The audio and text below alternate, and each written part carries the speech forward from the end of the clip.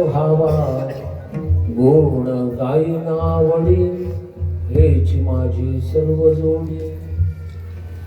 न लगे मुक्ती धन संपदा संत संग देई सदा. गुण गायनावडी हेच माझी सर्व जोडी. तुका म्हणे गर्भवासी सुखे खालावे आम्हासी. गुण गायनावडी हेच माझी सर्व जोडी. माझी वाणी तुझे वर्णी गुण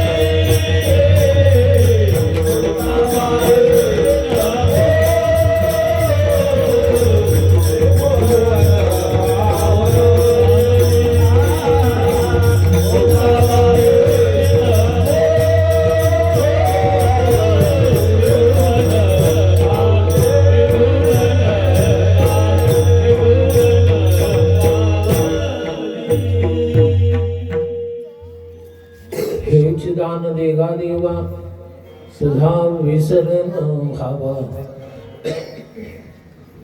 गुण गाईन आवडी हेची माझी सर्व जोडी. आजचा दिवस हा विशिष्ट कारणासाठी आज या ठिकाणी हा कीर्तनाचा योग आलेला आहे. साळवी कुटुंबीय, सर्व बंधू यांच्या अथक परिश्रमातून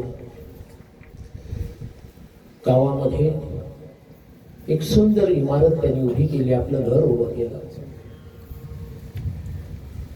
आणि देवदुर्लभ असा सोहळा. संध्याकाळी मी आल्यानंतर ते दिवसभर माझी वाट पाहत राहिली. खरं म्हणजे सकाळचा कार्यक्रम आपल्याला ठरलेला हो, परंतु सकाळी उपलब्धता नसल्यामुळे संध्याकाळी यावं लागलं. अतिशय पवित्र वातावरणामध्ये हा कीर्तनाचा योग आज जुळून आलेला आहे. आजच्या दिवसाचं वैशिष्ट्य असं आहे, राजकारण आणि धर्मकारण एकाच दिवशी आपल्या गावात आहे. हो, सकाळी कुणावरती शिक्का मारायचा, संध्याकाळी फक्त देवावरती शिक्का मारायचा. हो, असा हा दुहेरी योग आज घडून आलेला आहे. सगळ्यांच्या स्मरणात राहील असा हा योग आहे. गाडीमधून मी उतरल्यानंतर जवळजवळ मला वाटतं 2-3 वर्षांनी मी आलेलो दिसतो. मला गावामध्ये मी 25 वर्षापूर्वी आलो होतो आणि आज आलो. मला एवढा बदल त्या गावात दिसला, एवढा बदल गावात दिसला की मी माझाच आश्चर्यचकित झालो. सुंदर अंतर्गत रस्ते, पायवाटा, तुमचा तो रस्ता चढतानाच खालून मंडलेकवाडीपासून ते दुतर्फा रस्ता बघत बघत वरती गावात कधी आलो ते कळलं नाही. तुमच्या गावावरती हो, आमदार साहेबांची विशेष मेहरबानी दिसते. हो, कारण असा विकास 100-200 तुमची लोकसंख्या नसेल, हो 100च्या आसपासच असेल, पण तुमच्यासाठी त्यांनी एवढं विकासाचं दालन उघडं केलं. हो, त्यांना विसरणं म्हणजे कृतज्ञपणाच आहे. हो, त्यांनी एवढा विकास आपल्या या गावात अलीकडच्या काळात आणलेला मी पाहिलेला आहे.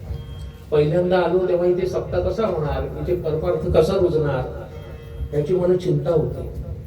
हो, पण जाधव साहेब आपले सगळे होईल, ते होईल, चला तुम्ही या. तुम्ही मी खालून आलो, मी चढत आलो त्यावेळी. एवढा डोंगर कसा चढलो, त्यावेळी तारुण्य होतं, वय होतं. हो, आता गाडीतून बसून येतो तरी अजून किती राहिले असं वाटतं. पण त्यावेळी आम्ही हो पायवाटा त्यातून हा डोंगर चढून यायचा आणि वरती आल्यानंतर महाबळेश्वरचं सुख समाधान इथे मिळतं. आता सुंदर इथे एवढी वाऱ्याची झुळूक येते आमच्या अंगणामध्ये. हो, संजय भाऊंचं खरोखरच अंगण पण सुंदर आहे. बघा किती सुंदर झुळूक येते, पंखा नाही लावावा लागला आपल्याला. तुम्ही भाग्यवान आहात, पण कधी वरती गावात आल्यावर हो डोंगर चढेपर्यंत धाप आहे, पण वर आल्यानंतर गावात आल्याचं सुख काय असतं हे तुम्हाला पुरेपूर अनुभवायला मिळतं. आज मी आणखीन एका कारणासाठी आलेलो आहे तुमच्याकडे. कथा कीर्तन तर रोजचं आहेच, पण एक विशिष्ट हेतू घेऊन मी तुमच्याकडे आलेलो आहे. आणि तो हेतू असा आहे, 2 महिन्यापूर्वी 3 महिन्यापूर्वी आपण पंढरपूरला न भूतो न भविष्यती असा आगळा वेगळा सोहळा पंढरीरायाच्या नगरीमध्ये पंढरपूरमध्ये साजरा केला. स्वर्गीचे अमर इच्छिताती देवा मुक्तिरोगी व्हावा जन्मा, नारायण नामे होऊ जीवन मुक्त, कीर्तनी अनंत गाऊ. आणि त्या 10 दिवस चाललेल्या सोहळ्यामध्ये आपल्या छोट्याशा वाडीने आभाळा एवढं काम केलं. तुमचं दर्शन घेण्यासाठी मी इथे आलो. मी तुमच्याशी कृतज्ञ आहे. तुम्ही वाडीने जे काही काम केलं तिथे, हो, एक एक रत्न या गावामध्ये, मी 25 वर्षे येतो, पण एक एक रत्न या गावामध्ये, हो, ही जन्माला नंतर आली याचा मला हा स्वाभिमान वाटतो. माझ्या हयातीतच मला ते बघायला सुख मिळालं.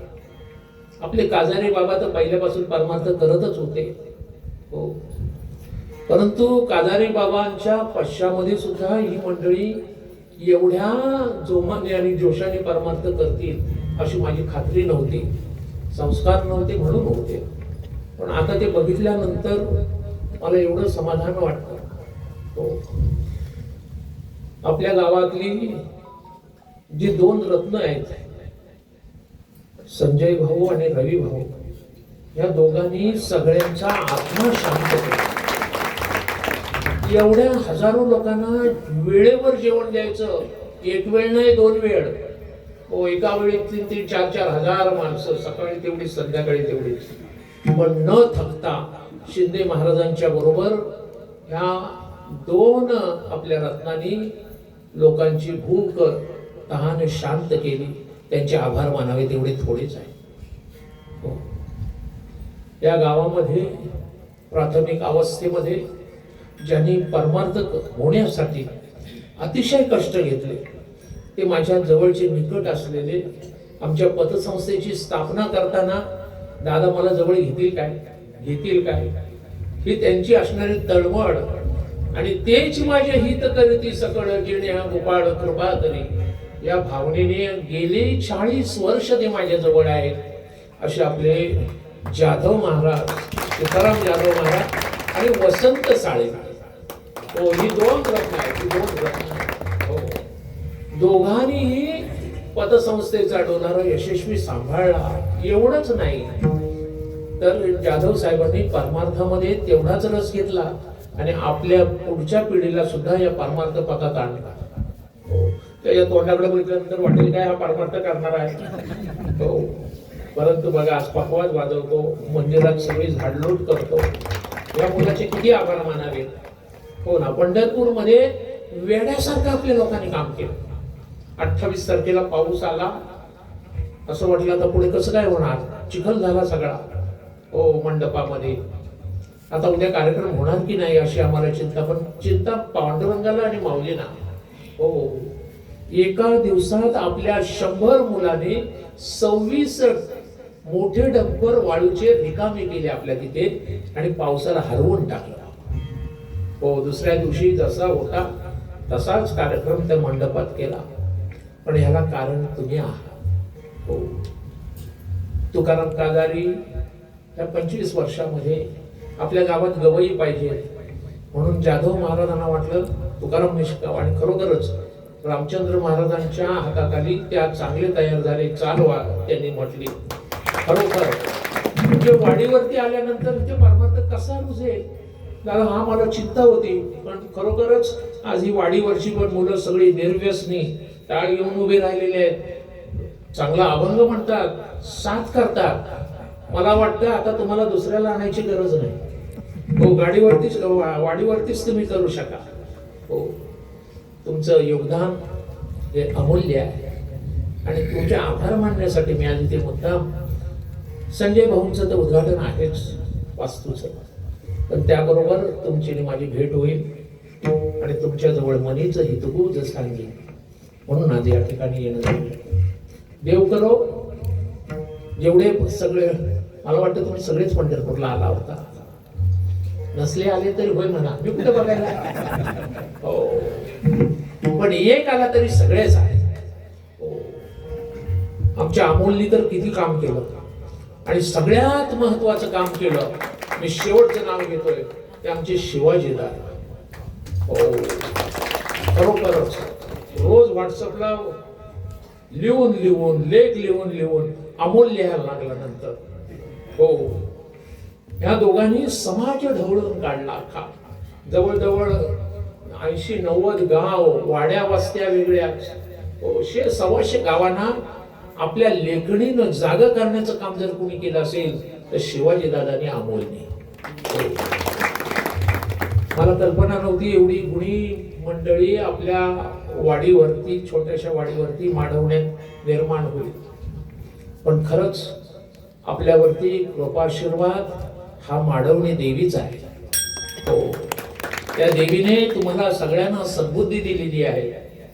तो माऊलींचा आशीर्वाद आहे. कोणीही व्यसन करू नका. आपल्या कित्येक पिढ्या व्यसनात बर्बाद झालेल्या आहेत. तुम्ही समजू नका मी तिकडे नालासोपाराला राहतो, दहिसरला राहतो, कोण आहे बघायला? हो, देव सर्व ठाई आहे. हो, देव सगळीकडे आहे. तुम्ही नाही बोलले तर ते बरोबर कळतं. म्हणून वाईट वागाच का, वाईट वागाच का. हो, व्यसनाने सामाजिक हानी होते. हो, समाजाच्या नजरेतून आपण उतरतो. दारू बरोबर गुटखा पण, तो गुटख्याची खाणारी पण एक एक बहादर आहेत आणि कसबाने ते गुटखा खातात. दुसरा हात लावतच नाही. ती चौकोनी पुढे हातात धरतात, दातानेच वरती हलके चट्टार पाडतात आणि तशीच ते रिकामे करतात. हो, गुटखा आणि गटकंजा.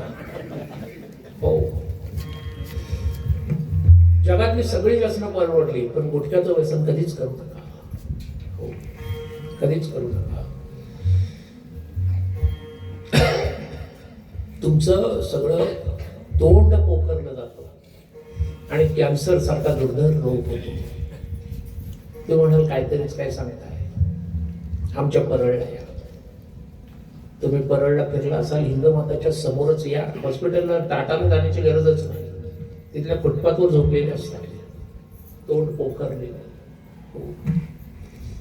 आपल्या परिसरात भागामध्ये एखाद दुसरी केस घडली असेल, पण असं करू नका.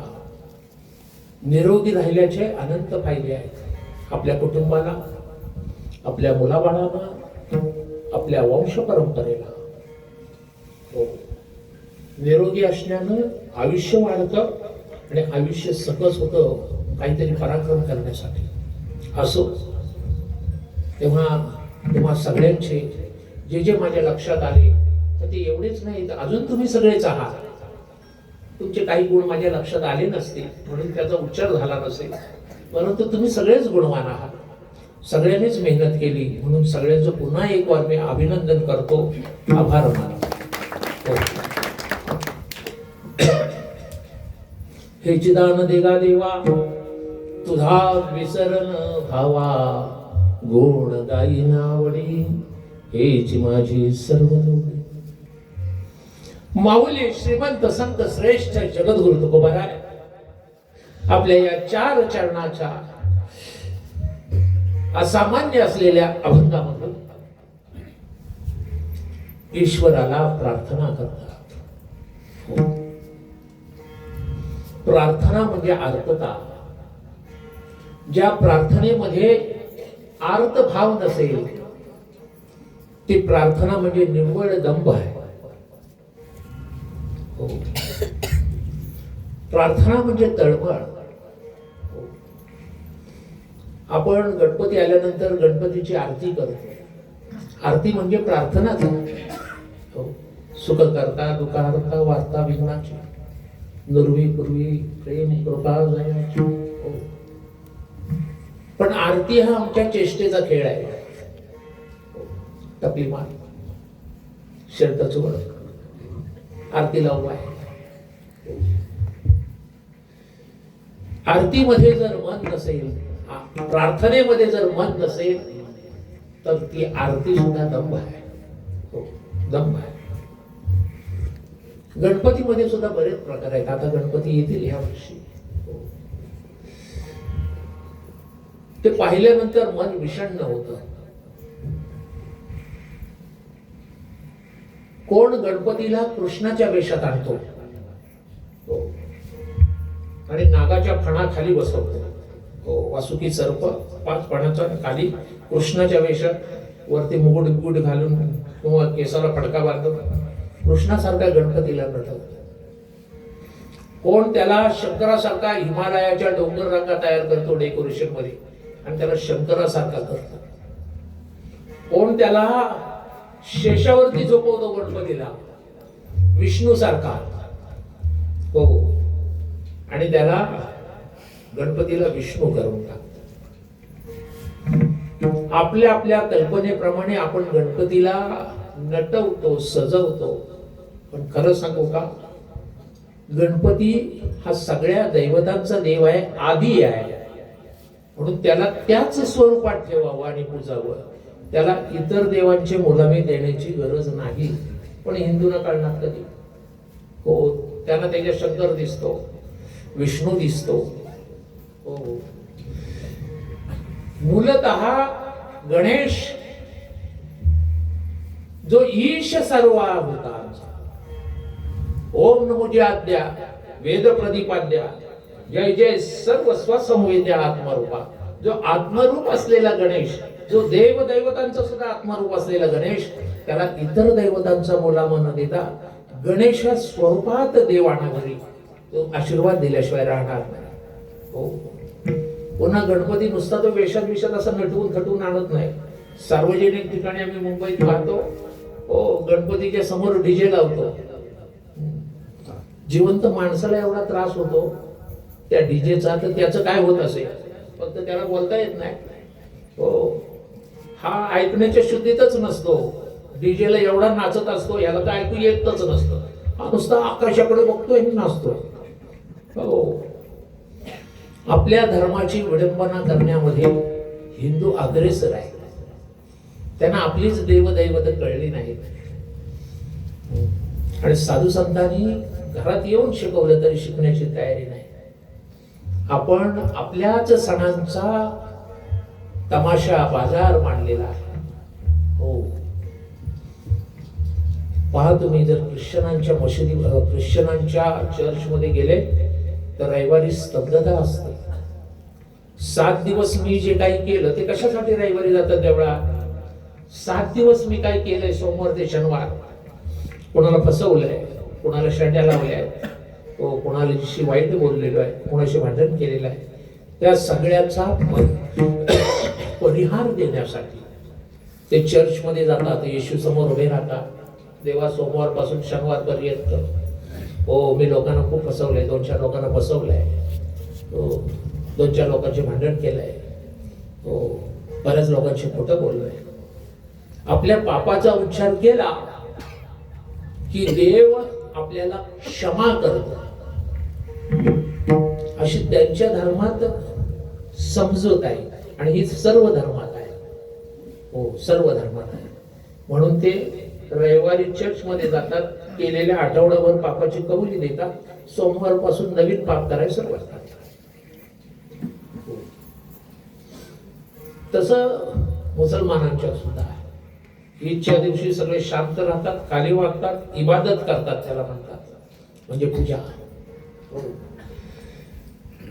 प्रार्थना करतात, देवा केलेलं असेल ते सगळं अल्लाह पोटात घे, पुन्हा करायला मोकळा. तसंच आपल्या धर्मात सुद्धा आहे. एक जण असा भेटला, त्याने गंगेत आंघोळ केला आणि आंघोळ करून वरती आला. हो, म्हणू लागलं, महाराज गंगेत आंघोळ केल्यानंतर पाप जातं का? महाराज म्हणालो, जातं का म्हणजे जातच. हो, तो म्हटला, मग बरं झालं, हो मी आज गंगेत आंघोळ केला. महात्मे म्हणाले, जोपर्यंत गंगेत असतोस तोपर्यंतच ते पाप जातात. तू जेव्हा बुडी मारतोस तेव्हा पाप जातात. तुझ्या डोक्यावर असलेले पाप वरती तरंगत असतात. तू कधी बाहेर येतोस ते बघा.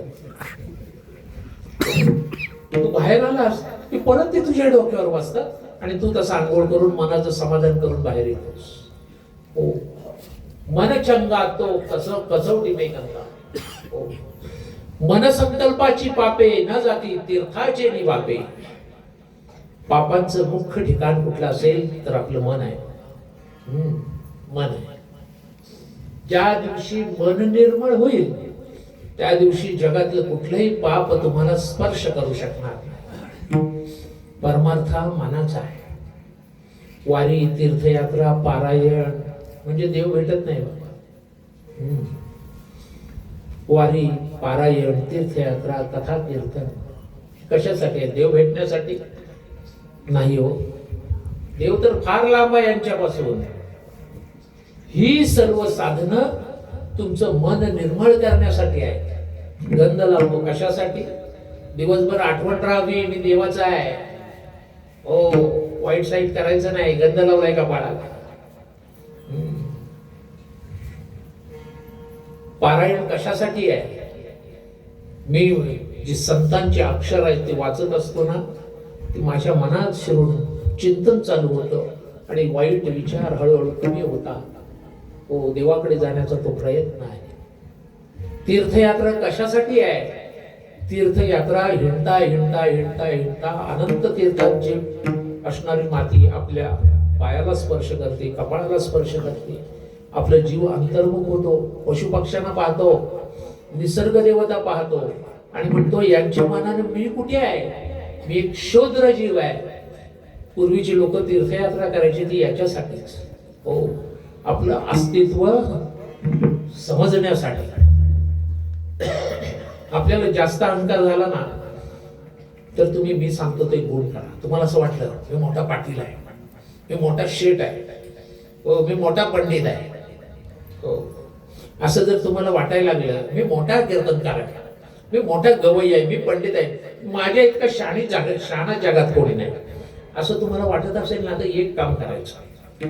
ज्या क्षणाला वाटलंय ना तुम्हाला तिथे तुमचा राहस तर आहेच, पण तुम्हाला असं वाटू लागलं ना मी कोणीतरी आहे मोठा, हो त्या मोकळ्या माळरानावर जायचं.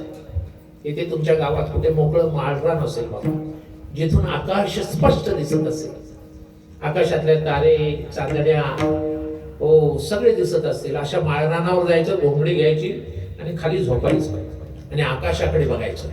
एकटक बघा, प्रयोग तर करून बघा. अनंत विस्तारलेलं हे वरचं आकाश आणि हे मानवा तो तर क्षुद्रवर चिमटी एवढा पण नाहीस त्याच्या ज्ञानात, चिमटी एवढा पण नाहीस. उगाच कशाला उड्या मारतो पैशाच्या ज्ञानाच्या, हो तू क्षुद्र आहेस. आपलं अस्तित्व आपल्याला कळतं. म्हणून छोट्याशा असणाऱ्या आयुष्यात पहा तुम्ही, बघता बघता आपण 60चे झालो, 70चे झालो, अरे काल परवा तर आपलं लग्न झालं. स्वप्नवत आयुष्य सरकून जातं, समजत सुद्धा नाही, समजत सुद्धा नाही. इतकं क्षणभंगुर हे जाय न कळता ग्रास गिळू सत्ता हाती नाही. तेव्हा क्षुद्र असलेल्या ह्या जीवनामध्ये एक सुख आहे, ते म्हणजे ईश्वराचं, हो सर्वाभूती पसरलेल्या त्या ईश्वराने निर्माण केलेल्या सृष्टीचा आनंद घेणे, आनंद घेणे. हो म्हणून तुकाराम महाराज त्या सर्वात मोठ्या ईश्वराजवळ दान मागतात. हा अभंग सगळ्यांनी ऐकलेला आहे. हो लताबाईंच्या LP मधून सगळ्यांनी ऐकलेला आहे. किंबहुना कीर्तनामध्ये शेवटी म्हणण्याचा हा प्रघात आहे अभंग. हा अभंग क्षेमाचा अभंग आहे. हेची दान देगा देवा तुझा विसर ठावा. संत हे मागणारे नव्हे, हो संत हे मागणारे नव्हे, पण त्यांचं मागणं एक देवाजवळ जगावेगळं आहे. मागणारा माणूस कुणालाच आवडत नाही, देणारा माणूस सगळ्यांना आवडतो. हो हा सृष्टीचा जगाचा नियम आहे. हो मागणारा माणूस जर समोरून येताना दिसला की ताबडतोब आपण गल्ली बदलतो, त्याच्या समोर नको यायला, आज काहीतरी मागायचं. हो पण देणारा माणूस असला तर आपण समोर जातो. तसं काय राम भाऊ, हो तसं देवाचं सुद्धा तसंच आहे. त्याला मागणारा माणूस आवडत नाही, देणारा माणूस आवडतो. हो मागणारे जगातले 99% आहेत, देणारा फक्त एखादा भक्त आहे. भगवंत बेटेवरती उभे आहेत आपल्या पत्नीसह. एकदा आईसाहेब म्हणू लागल्या, अहो सगळ्यांच्या बायका सारख्या, देवाचीही आपल्यासारखी. अहो किती तुमचे भक्त. हो, आषाढीला आलो ते रांगच्या रांग 4 दिवस झाले दर्शनालाच येतात लोक तुमच्या. हो भाऊ, तुम्ही असं करा, माझं ऐका, तिथे बसा, मांडी बसले बसा, तिथे बसा बसा. त्रास होत असेल कुणाला तर खुर्चीवर बसलं तरी चालेल. हो ना, असं वर बसा, हा असं आपण घरातच आहोत. काय होतं मग, मन विचलित होतं, ऐकावं असं वाटतं पण शरीर साथ देत. म्हणून जव हे सकळ सिद्ध आहे, हात चालावया पाय, तव तू आपुले स्वहित पाय. देवाचं भजन करायला चुकू नका. आईसाहेब म्हणू लागल्या, किती भक्त. पांडुरंग म्हणाला, हे भक्त कसले, एकेकाची इच्छा काय ते बघ. ती म्हटली, सकाळी बघूया. रांग चालू झाली पाटे. कोण म्हणतोय मुलीचं लग्न जमू द्या, कोण म्हणतोय शेजारीची खोली मला मिळू दे, कोण म्हणतोय माझं पोरग परीक्षेत पास होऊ द्या. 1000 तऱ्हेच्या 1000 मागण्या. मंडळी म्हणू लागली, देवाची बघा किती तुमचे भक्त आहे. पांडुरंग म्हणाले, तूच बघ, हे भक्त नव्हे, हे भिकारी आहे. हो, त्यांचा माझ्या असण्यावरती विश्वास, मी चांगलं करीन हा विश्वास नाही. हो, देवाने बघा न मागता आपल्याला सुंदर शरीर दिलं. आपण त्याच्याकडे मागायला गेलो होतो काय. हो, देवा 6-7 फुटाचा उभा राहणार असा मला जन्म दे. बाकी सगळे आडवे आहेत, साप आडवा, कुत्रा आडवा, घोडा आडवा, गाढव आडवा. हो, तो म्हटलं मला आडवा नको करूस, योनीत पाठवूस, उभा पाठव. त्याने माणसाच्या देहाला आपल्याला पाठवलं. बघा, माणूस उभा आहे म्हणून आज इलेक्शनला पण तो उभा आहे.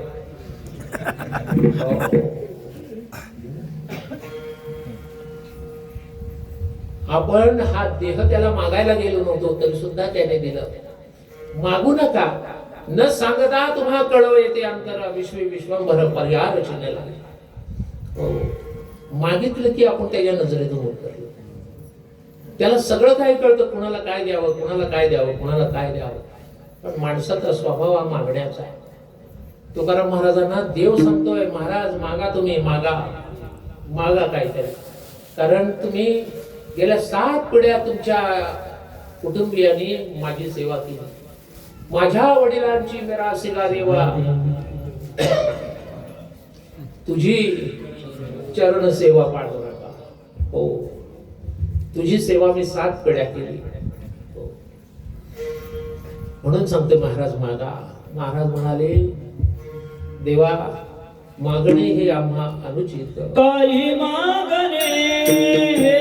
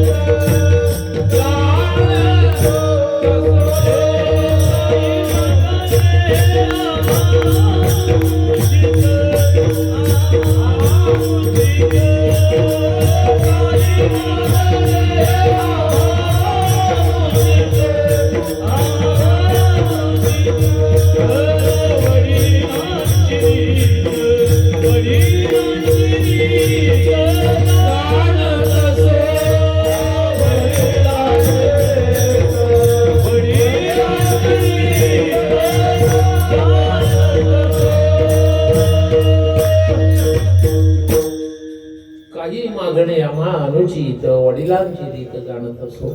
माझ्या वडिलांनी कोणाकडे हात पसरायला शिकवलं नाही. काही खानदानी भिकारी असतात. बाप पण तसाच, पोरग पण तसंच. हो. काही लोकांच्या मध्ये खानदानी गुण आलेले असतात. तुम्हाला सांगितलं असेल मी कधीतरी. हो, खानदानी गुण.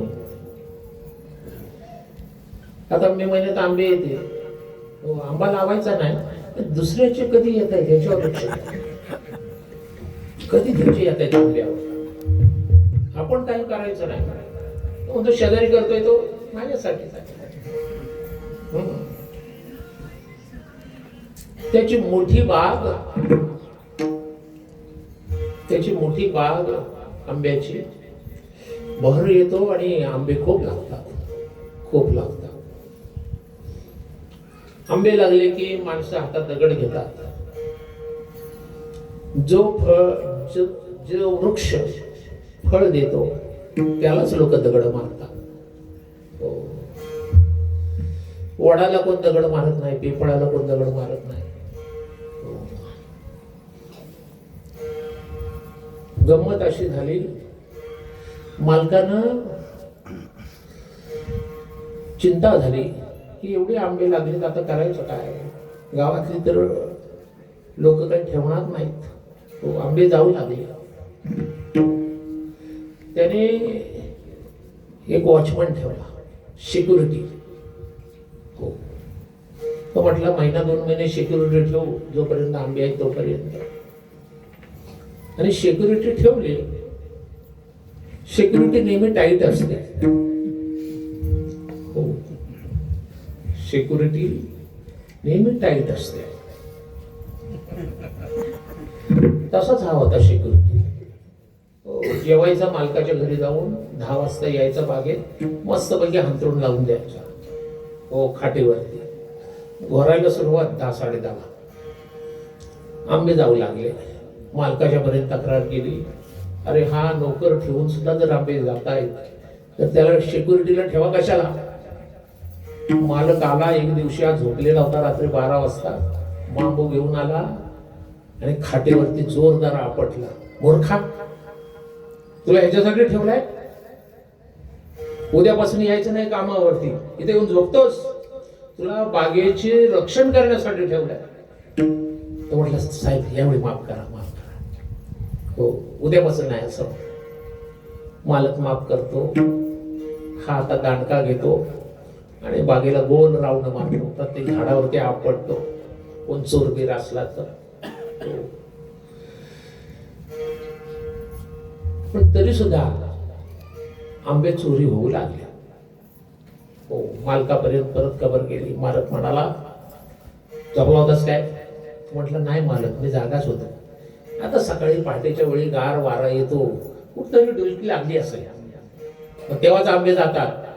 आता झोपायचं नाही, नाही तर तुला आता खरोखर झाकलून लागेल. नाही, असं नाही. परत सिक्युरिटी जागेपणे तो फिरू लागला. नोकरी जाण्याच्या भयाने तो रात्रभर जागरण करू लागला. आणि 2-3 दिवसातच तो एका झाडाखाली त्याला सळसळ ऐकू आली. त्याची खाट या बाजूला, पण कुठल्या झाडावरनं सळसळ ऐकू आली. तो जागा झाला. हो, तो म्हटला नक्की चोर असणार. आता जर तो भेटेल, हो त्याची गई नाही, त्याच्यामुळे मालकाने मला 4 शब्द सुनावले, माझी नोकरी धोक्यात आले त्याच्यामुळे. हो, पण तो त्याला असा ठोकून काढेल. त्याच्या हातात फुटका बांबू होता. हो, चांगल्या बांबूपेक्षा फुटक्या बांबूचा मार जास्त चांगला लागतो असं म्हणतात. प्रयोग करून बघा. हो, त्याच्या हातात फुटका बांबू गेला तिकडे जिथून सळसळ ऐकू येत होती तिथे. हो, आणि वरच्याच फांदीवरती चोर त्याला दिसला. तो म्हणू लागला, बॅटरी मारली त्याच्या तोंडावरती. म्हटलं, अरे हा आपल्या गावातला नार्या, हा चोरी करतोय. ह्याच्यामुळे मी मालकाचे बोल खातोय. तोंडावर त्याने बॅटरी ठेवली. हो, चेहऱ्यावर, नार्या खाली उतर. नार्या नाऱ्या उतर खाली. त्याला माहितीये खाली उतरलो की फुटक्या बांबूचा पटका पाडा. नाऱ्या उतर खाली.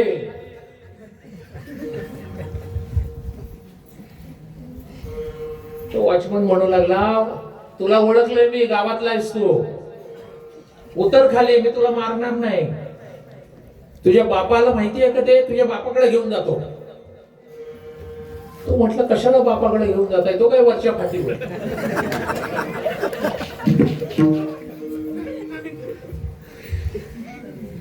ज्याची वंश परंपराच अशी आहे, कळलं की नाही? त्यांना बोध करण्यात काय अर्थ आहे? हो ना, हो. तुकाराम महाराज म्हणतात आम्ही तशी नाही. तुका म्हणे करी ब्रह्मांड ठेंगणे, हात पसरी जिणे भीत ते असे. हो, काय गंमत आहे पहा. काही लोकांना मागण्यात फार आनंद वाटतो, पण ते हानिकारक असतं. एका माणसाला त्याचं मूल आजारी पडलं म्हणून 1000 रुपयाची गरज लागली. हो, 1000 रुपयाची गरज लागली. तर तो म्हणला काय करावं, पगार व्हायला पण टाइम आहे, पैसे पण नाही. तर त्याच्या ओळखीच्या एका मित्राकडे गेला, गोविंदरावांकडे गेला. म्हणला गोविंदराव, पोरले शिक आहे, आजारी आहे, 1000 रुपये देता का? पोराचं नाव काढल्यानंतर त्याने गोविंदरावने 1000 रुपये काढले, दिले त्याला.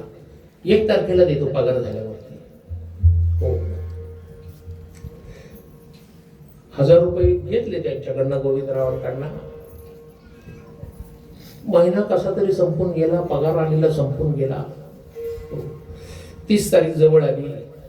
आता काय करावं? गोविंदरावांना 1 तारखेला पैसे परत देतो म्हणायची कबुली दिलेली आहे. करावं काय? हो, चिंतेत पडला गडी. पण माणसा इतका हुशार माणूसच. हो, तो शेजारच्याच गल्लीत राहणाऱ्या गणपतरावाकडे गेला. गणपतराव, पोरगा आजारी पडलाय, 1000 रुपयाची गरज आहे, पुढच्या 1 तारखेला देतो. ठीक आहे म्हटले, पोरगा आजारी आहे. त्यांनी गणपतरावांनी 1000 दिले. दुसऱ्या दिवशी 1 तारीख त्यांच्याकडनं घेतलेले 1000 रुपये गोपाळरावांना जाऊन, गोविंदरावांना जाऊन ते दिले त्यांनी. गोविंदराव म्हणाले, वा, काय प्रामाणिक माणूस आहे. बरोबर आणले त्यांनी 1 तारखेला.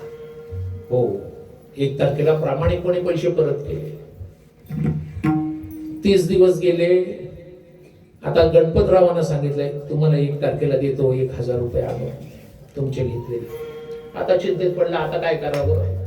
पगार तर संपून गेला, तर त्यांना द्यायला पैसे नाही. परत गेला गोविंदरावांकडे. गोविंदराव, गेल्या महिन्यात मदत केली, धन्यवाद, पण आता अजून गरज लागलेली, 1000 रुपये द्या, पुढच्या 1 तारखेला परत येतो. प्रामाणिक आहे माणूस. 1 तारखेला आणून दिले त्यांनी, गेल्या महिन्यात त्यांनी 1000 दिले. 30 तारखेला जाऊन संध्याकाळी गणपतरावांना दिले. गणपतराव म्हणाले, वा वा, खरोखरच प्रामाणिक माणूस आहे. 1 तारखेला बोलल्याप्रमाणे 1000 रुपये आणून दिले. हा त्याचा खेळ चालू झाला. हो, 30 तारखेला ज्यांच्याकडून आणले त्यांना घेऊन द्यायचे आणि परत दुसऱ्याकडे जाऊन 1 तारखेला घ्यायचे. हो, यांच्याकडनं आणायचे, यांना द्यायचे, यांच्याकडनं घ्यायचे, यांना द्यायचे. एक दिवशी असं होतं, हा कुठेतरी घाईघाईत जात असताना गल्लीतून ह्या बाजूने गणपतराव येतात, या बाजूने गोविंदराव येतात. हो, दोघे आदला बदली समोर भेटतात. हो, आता ह्याची होते पंचायत. हो, पंचायत होते. 1 तारीख उद्या असते आणि 30 तारखेलाच नेमके भेटतात. हो, हा सांगतो त्या दोघांना, हे बघा, मी तुमच्याकडनं आणायचो 1000 रुपये, ते ह्यांना द्यायचो, ह्यांच्याकडून 1000 रुपये आणायचं, ते 1 तारखेला तुम्हाला द्यायचो. इथून पुढे मला मध्ये घेऊ नका, तुम्ही ह्यांना देऊ, तुम्ही ह्यांना द्या. हो, काय गंमत आहे. काय माणसं हुशार असतात, हुशार असतात. दान वेगळं आणि घेणं देणं वेगळं आहे बाबा. दानामध्ये संकल्प असतो, दानामध्ये त्याग आहे, समर्पण आहे. हो, तर भिकेमध्ये लाचारी आहे. हो, महाराज म्हणतात, हेची दान दे का देवा, देवा मला दान दे, मी लाचारी नाही मागत. कोणतं दान पाहिजे? तुझा विसर न व्हावा. अभंगाच्या पहिल्या चरणात सांगतात, हे दान देवा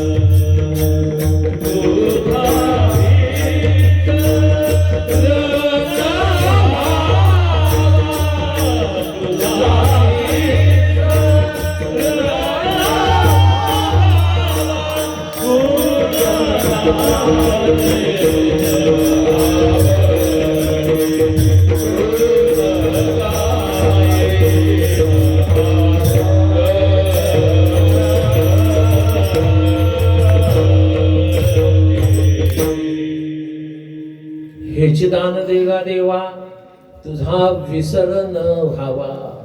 देवा तुझा विसर होऊ नये एवढंच दान दे.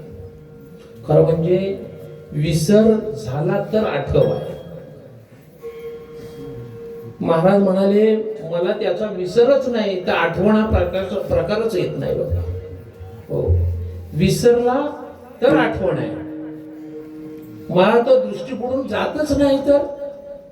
दीन रजनी हाची दंगा गोविंदाचे पोवाडे, गोविंदाचे पोवाडे, गोविंदाचे पोवाडे.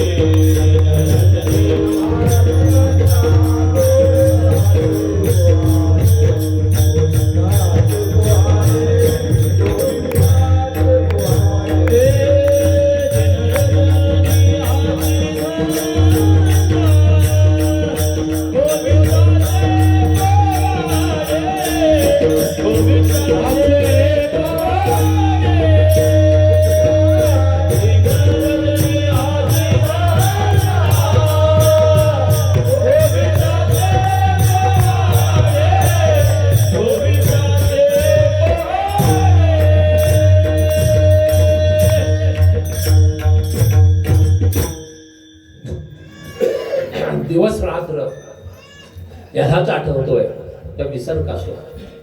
म्हणून महाराज म्हणता तू क्षणयोग माझ्यापासून वेगळा नाहीस, तू आणि मी एकच आहे.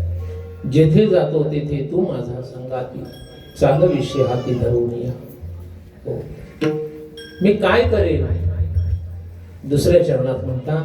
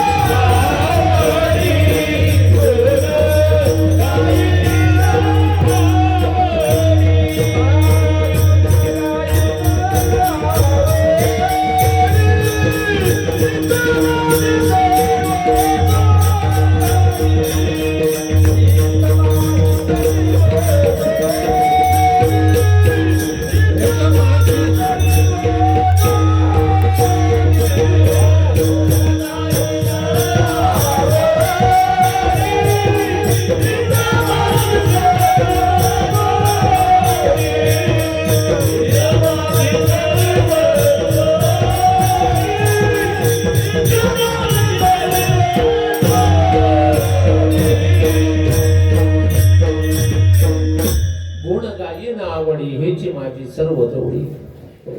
कृष्ण विष्णू हरी गोविंद या नामाचे निखिल प्रबंध, माझी आत्मचर्चा विशद उदंड.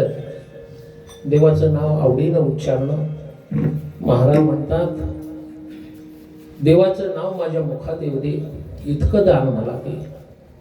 मला त्याच्या पुढे काय नको. जे साधक मुक्तीसाठी रोज प्रयत्न करतात, धनासाठी धनाभिलाषी माणसं रोज प्रयत्न करतात, याच्यापैकी मला काहीच नको. महाराजांचं संतांचं अंतःकरण एका विशुद्ध भावाने आपलं अंतःकरण प्रगट करतात. तिसऱ्या चरणात सांगतात न लगे मुक्ती धन संपदा, न लगे मुक्ती धन संपदा.